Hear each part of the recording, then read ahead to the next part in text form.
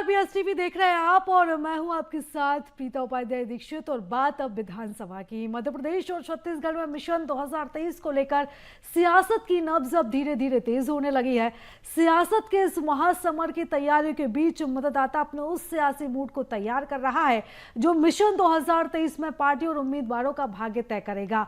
तो बीएसटीवी मध्य प्रदेश और छत्तीसगढ़ की हर विधानसभा सीट पर पहुंचकर वहां पर जो मुद्दों को आपके सामने रखेंगे और वहीं अभी तक क्या चल रहा है, क्या वहां का राजनीतिक समीकरण है, इसको भी आपको विस्तार से समझाएंगे। तो इसी कड़ी में आज हम बात करेंगे एमपी के बुरहानपुर जिले के नेपानगर विधानसभा सीट की। नेपानगर विधानसभा का सियासी समीकरण। बुरहानपुर जिले में आती है नेपानगर विधानसभा।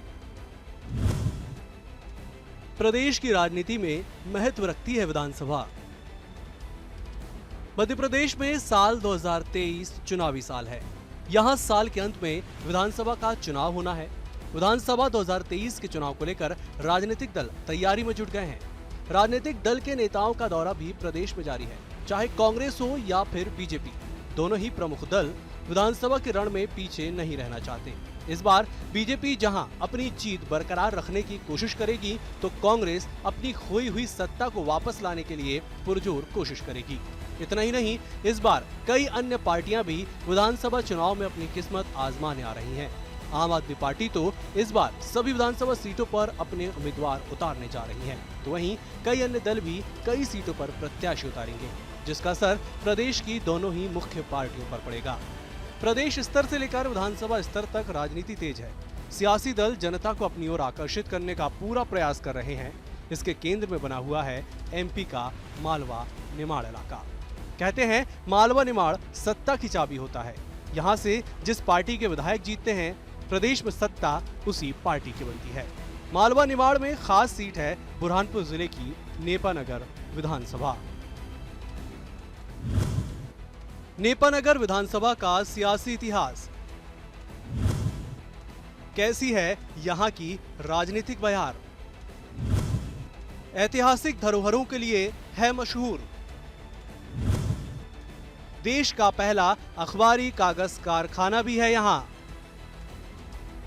विधानसभा चुनाव में सत्ता की चाबी का केंद्र मालवा निमाड़ के बुरहानपुर जिले में नेपानगर विधानसभा आती है। असीरगढ़ का किला और मुमताज महल जैसे ऐतिहासिक धरोहरों के लिए ये मशहूर है। नेपानगर विधानसभा 1977 में अस्तित्व में आई। इस विधानसभा में एशिया की सबसे बड़ी अखबारी कागज की फैक्ट्री है, जो फॉरेस्ट की भूमि पर बनी हुई है। नेपानगर चारों तरफ से जंगल से घिरा हुआ है और हरा भरा प्राकृतिक सौंदर्य इस विधानसभा क्षेत्र को और भी सुंदर बनाता है। बुरहानपुर से लगभग 35 किलोमीटर दूर घने जंगलों के बीचों बीच बसा है नेपानगर विधानसभा।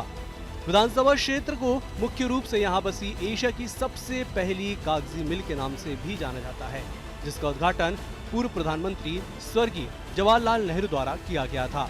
इस मिल में 50,000 से ज्यादा लोगों को रोजगार मिलता है, लेकिन समय के साथ साथ यहाँ परिस्थिति बदली और आज नेपा मिल की अर्थव्यवस्था चरमरा गई। नेपानगर में सबसे प्रमुख मुद्दा बेरोजगारी है। कभी 50,000 लोगों को रोजगार देने वाली नेपा मिल आज नेपानगर के लोगों को ही रोजगार देने में पिछड़ रही है। नेपानगर विधानसभा से जुड़ा है एक मिथक। यहाँ जिस दल का बनता है विधायक, राज्य में बनती है उसी की सरकार। बुरहानपुर की नेपानगर विधानसभा क्षेत्र का 43 साल से एक मिथक बना हुआ है। वो ये कि सीट से जिस दल का विधायक बनता है, उसी दल की मध्य प्रदेश में सरकार बनती है। बीजेपी, कांग्रेस अपने अपने प्रत्याशियों की जीत के दावे के साथ प्रदेश में अपनी सरकार बनने का भी दावा करते रहे हैं। वर्ष 1977 में पहली बार हुए चुनाव में जनता पार्टी के टिकट पर ब्रजमोहन मिश्र चुनाव जीते और सरकार भी जनता पार्टी की बनी। उसमें मिश्र को वन मंत्री बनाया गया। साल 1980 के चुनाव में कांग्रेस के तनवंत सिंह कीर जीते। सरकार कांग्रेस की आई और कीर स्वास्थ्य मंत्री बनाए गए। साल 1985 में हुए विधानसभा चुनाव में कांग्रेस से तनवंत सिंह कीर फिर जीते। सरकार भी कांग्रेस की रही और कीर नगरीय प्रशासन मंत्री बने। साल 1990 के विधानसभा चुनाव की करें तो भारतीय जनता पार्टी से ब्रजमोहन मिश्र विधायक बने। इस बार सरकार भाजपा की आई और मिश्र विधानसभा अध्यक्ष बने। साल 1999 के चुनाव में कांग्रेस ने तनवंत सिंह कीर जीते, सरकार कांग्रेस की आई और कीर फिर नगरीय प्रशासन मंत्री बने। साल 1998 के चुनाव में कांग्रेस के टिकट पर रघुनाथ चौधरी जीते, सरकार कांग्रेस की रही। साल 2003 में भाजपा से अर्चना चिटनीस जीती, सरकार भाजपा की बनी और उसमें चिटनीस को पशुपालन मंत्री की जिम्मेदारी दी गई। साल 2008 में भाजपा से राजेंद्र दादू जीते और सरकार भाजपा की रही। वर्ष 2013 में भी भाजपा के राजेंद्र दादू के हाथों में बाजी रही और सरकार भाजपा की कायम रही। दादू की सड़क दुर्घटना में मौत पर वर्ष 2016 में हुए उपचुनाव में उनकी पुत्री मंजू दादू भाजपा के टिकट पर विधायक चुनी गई। ये मिथक 2020 के उपचुनाव में भी सही साबित हुआ। कांग्रेस से दल बदल कर बीजेपी में आई सुमित्रा काजडेगर उपचुनाव जीती और इसी के साथ मध्य प्रदेश में भी बीजेपी की सरकार बन गई। इससे पहले 2018 के चुनाव में सुमित्रा कांग्रेस के टिकट पर चुनाव जीती थी और प्रदेश में कांग्रेस की सरकार बनी थी। सुमित्रा काजडेगर की जीत के साथ ही नेपानगर विधानसभा सीट का वो मिथक भी बना रहा कि यहां से जिस दल का विधायक चुना जाता है, प्रदेश में सरकार भी उसी दल की बनती है। अनुसूचित जनजाति वर्ग के लिए आरक्षित है सीट। अब तक हुए 11 विधानसभा चुनाव। 1977 में अस्तित्व में आई विधानसभा सीट। मध्य प्रदेश की नेपानगर विधानसभा सीट बुरहानपुर जिले में आती है। ये सीट अनुसूचित जनजाति वर्ग के लिए आरक्षित है। ये सीट 1977 में वजूद में आई। बीते 4 चुनावों में यहाँ बीजेपी जीत दर्ज करती आई। यहाँ पर बीजेपी को 5 और कांग्रेस को 4 बार जीत मिली है। कांग्रेस को आखिरी बार इस सीट पर जीत साल 1998 में मिली थी, तब रघुनाथ यहाँ से चुनाव जीते थे। इसके बाद कांग्रेस यहाँ पर जीतने के लिए तरसती आई। नेपानगर विधानसभा में मतदाता, कुल मतदाता 2,57,536, पुरुष मतदाता 1,33,000 से ज्यादा, महिला मतदाता 1,23,000 से ज्यादा। नेपानगर का जातीय समीकरण, रटिया बारेला 70,000, कोरकू समाज के 60,000 मतदाता, मुस्लिम समाज के 30,000 मतदाता, बंजारा समाज के 30,000 मतदाता, मराठा समाज के 20,000 मतदाता, माली समाज के 5,000 मतदाता, कुशवाहा समाज के 2,000 मतदाता, प्रजापति समाज के 5,000 मतदाता, लेवा पाटिल समाज के 4,000 मतदाता, गुर्जर समाज के 6,000 मतदाता, अन्य समाज के करीब 10,000 मतदाता।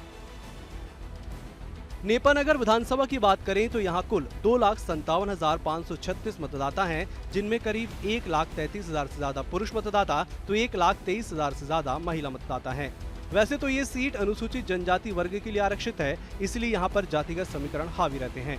यहाँ के जाति समीकरण की बात करें तो यहाँ रटिया बरेला समाज के सबसे अधिक 70,000 मतदाता हैं, फिर कोरकू समाज के 60,000 और फिर मुस्लिम, बंजारा, मराठा, माली समाज की बहुलता है। वहीं यहाँ कुशवाहा, प्रजापति, लेवा पाटिल और गुर्जर समाज के लोग भी निवास करते हैं, जो विधानसभा चुनाव की दशा और दिशा बदलने में महत्वपूर्ण भूमिका निभाते हैं।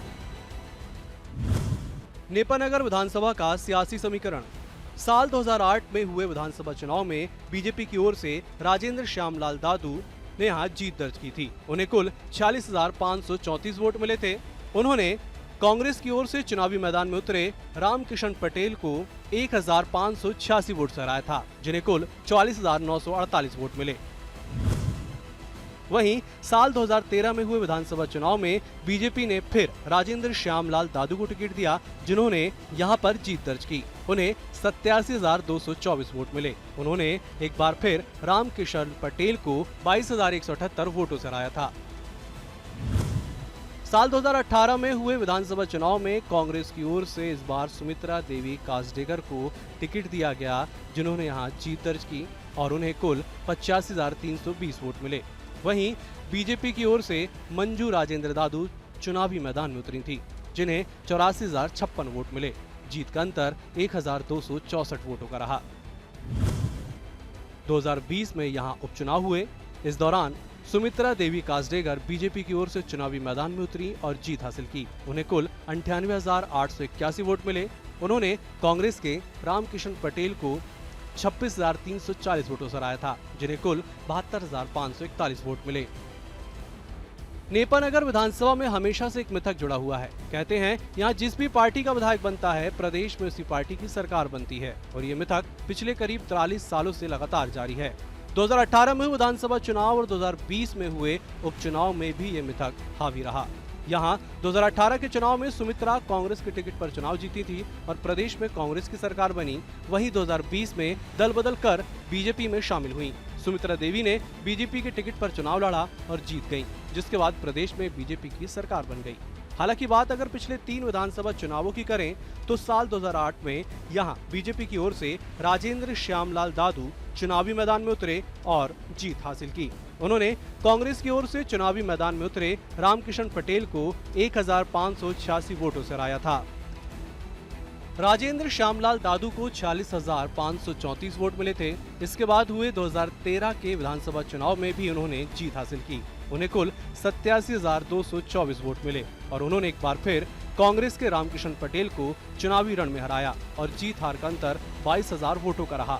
साल 2018 के विधानसभा चुनाव में इस बार कांग्रेस ने बीजेपी की सीट पर सेंध मार ली और कांग्रेस की ओर से चुनावी मैदान में उतरी सुमित्रा देवी कासडेगर ने बीजेपी की मंजू राजेंद्र दादू को 12,000 से अधिक वोटों से हराया।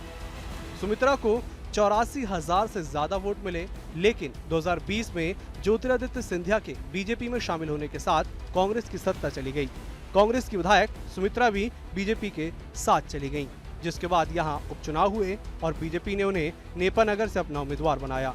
सुमित्रा देवी कासडेगर इस बार फिर चुनाव जीती, लेकिन बीजेपी का दामन थामकर, और उन्होंने नेपानगर विधानसभा का मिथक भी बरकरार रखा।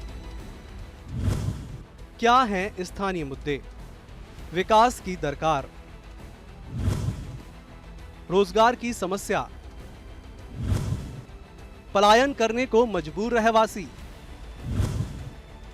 स्वास्थ्य सुविधाओं का अभाव। यहाँ के मतदाता बताते हैं कि उन्हें रोजगार नहीं मिल रहा है। यहाँ के युवाओं को रोजगार नहीं मिल रहा है। रोजगार के लिए नेपानगर के युवाओं को बाहर पलायन करना पड़ रहा है। आसपास के गांव में छोटी मोटी मजदूरी कर अपना परिवार का गुजर बसर कर रहे हैं। नेपानगर में कोई भी राजस्व का कोई फायदा नहीं है। नेपानगर जो ग्रामीण क्षेत्र है नेपानगर के अंतर्गत वहाँ मिल रहा है। हमारे यहाँ कोई पट्टा नहीं, कोई कुछ नहीं। यहाँ पर सिर्फ अमले की लिखा पड़ी होती है, न लोकल कोई चीज़ है, न रोजगार है, न हॉस्पिटल की व्यवस्था गवर्नमेंट की कोई अच्छी है। लेकिन आज तक हमको पट्टा नहीं मिला, न वह प्रधानमंत्री आवास योजना मिलती। हमने इनको बोला भी कि आप 2.5 लाख रुपए दे दो। 2.5 लाख रुपए सरकार पर हमारा समझ लो एक हक बन रहा है, वो दे दो। मकान टूटेगा जब टूटेगा, हम डबल से 2.5 लाख रुपए नहीं मांगेंगे। लेकिन नहीं देते, बोले तुम्हारा पट्टा नहीं है, तो प्रधानमंत्री आवास योजना देते नहीं। आज हमको 36 से 38 साल हो गए और दूसरे लोगों ने वहाँ फुकट का कब्जा करके रखा है। बोले ये ज़मीन हमारी, ज़मीन जिसकी थी वो तो चले गया, वो तो मांगने आता ही नहीं। लेकिन यहाँ 420 लोगों ने धोखाधड़ी से फर्जी रजिस्ट्री वगैरह बना लिया और आज तक हमको पट्टे नहीं मिलने देता, जबकि हम राजस्व में। नेपानगर में विकास की दरकार है। यहाँ एशिया का सबसे बड़ा अखबारी कारखाना है, लेकिन उसकी हालत भी अब खराब हो रही है। लोग रोजगार के लिए दर दर भटकने को मजबूर हैं। कुछ भी विकास नहीं हो रहा। बीजेपी के विधानसभा संयोजक राजेश चौहान का तो यहाँ तक कहना है कि नेपानगर की विधायक सुमित्रा देवी ने कांग्रेस से त्यागपत्र इसलिए दिया था कि नेपानगर का विकास नहीं हो रहा था और बीजेपी से चुनाव जीतकर दोबारा विधायक बनी। आने वाले समय में जो विधानसभा चुनाव होना है, उसको लेकर भाजपा द्वारा क्या तैयारी की जा रही है। और वहीं दूसरी ओर कांग्रेस का कहना है कि पिछली बार जो है विधायक खरीद फरोख्त करके जो है सरकार बनाई गई थी। इस पर भी आपका क्या कहना है? देखो ऐसा है, चुनाव की तैयारी तो भारतीय जनता पार्टी जो है वो 12 महीने 24 घंटे जनता के बीच जाकर काम करती है और संगठित रूप से हमारी तैयारी पूरी हो चुकी है। दूसरी बात जो उन्होंने बोला कि उन्होंने खरीद फरोख्त करके तो पार्षद अपने विधायकों को खरीदा है, उसमें मेरा ये कहना है कि उन्होंने त्रस्त होकर कांग्रेस को छोड़ा है। 15 महीने की सरकार में कोई सुनवाई नहीं हुई उनके बताया गया कोई विकास के काम नहीं करे, इसलिए उन्होंने परेशान होकर, क्योंकि जनता ने उनको वोट दिया था और उन जनता के बीच में वो जा नहीं पा रही थी, इसलिए त्रस्त होकर उन्होंने कांग्रेस छोड़कर भारतीय जनता पार्टी में शामिल। हालांकि कांग्रेस इसका ठीक राह सीधे तौर पर बीजेपी पर फोड़ रही है। कांग्रेस का कहना है कि नेपानगर की जनता को छलने का काम बीजेपी ने किया है। यहाँ स्वास्थ्य सुविधाओं की कमी है, शिक्षा के नाम पर सिर्फ कॉलेज हैं, लेकिन शिक्षा व्यवस्था खराब है। देखिए, जिस प्रकार से पिछले लगातार वर्षों से नेपानगर की जनता को छलने का काम भारतीय जनता पार्टी के विधायकों ने और जनप्रतिनिधियों ने किया है, आज नेपानगर की स्थिति बद से बदतर हो चुकी है। नेपानगर में न रोजगार है, न नेपानगर में रोड है, न नेपानगर की जनता को किसी प्रकार की स्वास्थ्य सुविधाएं मिल पा रही है। शिक्षा के क्षेत्र में सिर्फ नाम की कॉलेजों की घोषणाएं, बाकी कहीं कुछ नहीं।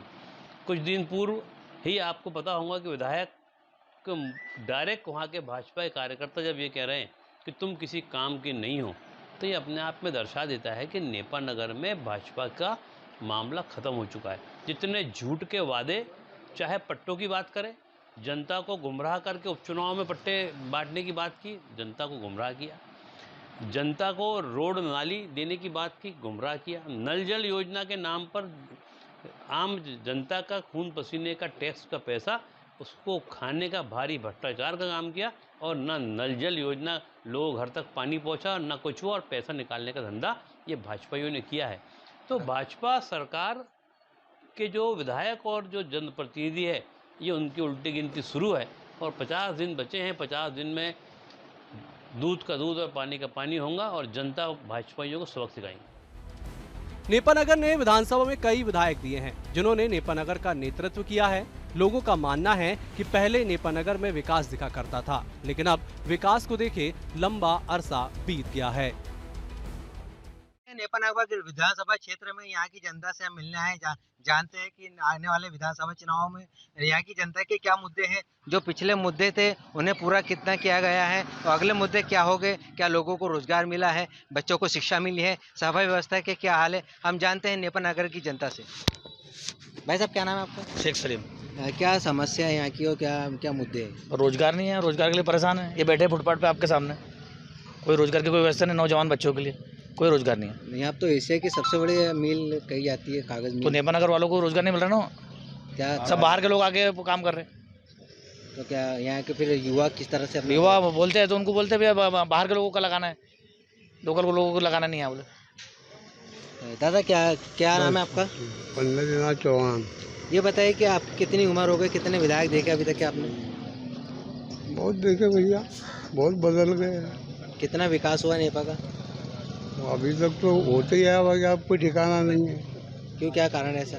कारण देखो आप, सब जगह मकान बन गए, अपने मकान के लिए, आवास के लिए कोई योजना नहीं हमारे यहाँ, मकान बना नहीं पा रहे। यहाँ मेरे साथ यहाँ पर और भी कुछ युवा मौजूद है, हम बात करेंगे। क्या दादा, क्या व्यवस्था है नेपानगर की बात करें? विधानसभा चुनाव आने वाला है, तो क्या बता सकते हैं? रोजगार लोगों को मिल पा रहा है कि नहीं मिल रहा है। सफाई की व्यवस्था बोले तो? सफाई तो हो रही है। अच्छा, बाकी व्यवस्था तो ये बेरोजगार है, सब एक बैठे हैं, सब यहाँ गाड़ियाँ खड़ी है सबकी, यहाँ सब आता है। मुख्य मुद्दा रोजगार ही है। रोजगार ही है बस, यहाँ और कुछ नहीं है। रोजगार कोई व्यवस्था नहीं, कोई व्यवस्था नहीं है। 5 साल। क्या नाम है आपका? राधे श्याम दिमाग। ये बताइए, क्या यहाँ के लोग? सर यही रोजगार की समस्या है सर, बस इसी से परेशान है। मजदूरी है ही नहीं, बेरोजगार घूमना और क्या, और बैठना है। अभी इसके के नेपानगर के विधायक सुमित्रा देवी काटेकर कांग्रेस छोड़ के बीजेपी में गए थे, उनका कहना था कि काम नहीं हो रहे थे। अब क्या स्थिति है? जब स्थिति तो क्या सर, ठीक ही है, स्थिति तो ठीक ही है, और क्या। काम हो रहे कि नहीं हो रहे? काम भी हो रहे हैं, ऐसा नहीं है हो रहे हैं, नहीं भी हो रहे हैं, ऐसा नहीं है हो रहे हैं। मेरे साथ यहाँ पर और भी कुछ लोग मौजूद हैं, हम उनसे बात करें। क्या नाम है दादा आपका? सुभाष गायकवाड़। क्या अभी विधानसभा चुनाव आने वाले हैं, उसको लेकर आप लोगों को क्या मुद्दे हैं? कितना काम हुआ नेपानगर में और क्या काम बाकी रह गए? नहीं, बीजेपी के राज में तो बहुत काम हुए हैं हमारे। क्या रोड बन गए, लाइट बराबर मिल रही, पानी बराबर आ रहा, सभी व्यवस्था हो रही है बीजेपी के राज में। लोगों के अंदर रोजगार नहीं मिल रहा? हाँ, रोजगार की समस्या है थोड़ी, महंगाई बहुत हो गई है। महंगाई बढ़ गई बस। क्या नाम है आपका? दिलीप चौहान। ये बताइए, क्या चाहते हैं आप लोग आने वाले विधानसभा में, कैसी सरकार होना चाहिए और किस तरह से आप लोगों को मुद्दे हैं? हम ये चाहते हैं कि कानून शासन जो बना हुआ है ये सबके लिए समान होना फिर चाहे मुख्यमंत्री हो या प्रधानमंत्री हो, सबके लिए होना। और ये जो 1000 रुपये दे रहे हैं ना महिलाओं को, मैं एक ही आदमी इसका विरोध करूँगा, ये मत दे, लेकिन ये जितनी महंगाई हो गई है ना, इसको काबू में करो। क्यों कांग्रेस सरकार भी राज्य कर रही थी तो वो भी लिमिटेड चला रही थी। ये 1000 रुपये दोगे और दूसरी तरफ से इतना महंगा कर दोगे, हर चीज़ पे GST टैक्स लगा दोगे, पब्लिक को वही का वही गिरेगा। तो मतलब सरकार महंगाई पे नियंत्रण करे हुई हाँ, करना चाहिए ना बाकायदे। ये इतना मत करो ना, कहा था तुमने इतनी GST वगैरह लगा दिया, इतनी नहीं लगाते, मत दो ये 1000 रुपये महिलाओं को। मेरे घर भी मिल रहे, मैं कहाँ नहीं बोल रहा, पर ये नहीं देने से थोड़ा ये राशन फाशन ये सभी चीज़ों को जैसा था वैसा कंट्रोल करो। हमारे साथ यहाँ पर और भी कुछ युवा मौजूद है नेपानगर के, हम उनसे बात करेंगे। क्या नाम है आपका? चंद्रशेखर पांडे। पांडे जी, ये बताइए कि नेपानगर की क्या समस्या है और किस तरह से नेपानगर की स्थिति तो बहुत ही खराब है, न रोजगार है न कोई व्यवस्था है। ट्रेन जो रुकती थी आजकल वो भी कम हो गई, उससे भी आने जाने में बहुत दिक्कत होती लोगों को। तो आप युवाओं की बात कर रहे हैं, युवा यहाँ का कितना सक्षम हो रहा है? मतलब यहाँ तो रोजगार के लिए बहुत परेशानी है, ना काम धंधा है ना कुछ, बाहर जाना पड़ता है उसके लिए। एक फैक्ट्री, उसकी भी स्थिति खराब है। यहाँ पर और भी कुछ युवा मौजूद है। क्या नाम है आपका?